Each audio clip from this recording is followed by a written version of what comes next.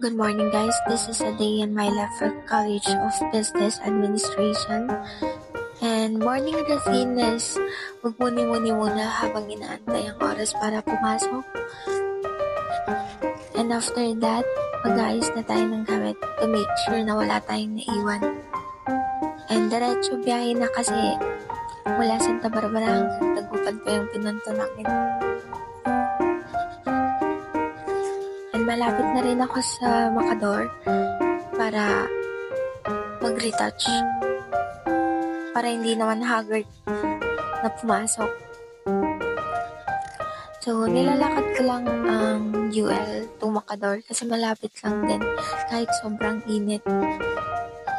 And nandito na nga tayo and may event na naman which is Cultivating Global Academic Excellence.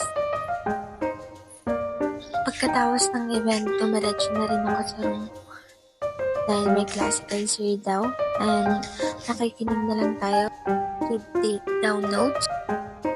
So, tapos na yung klase ko kaya pa uwi na ako papuntang Macador.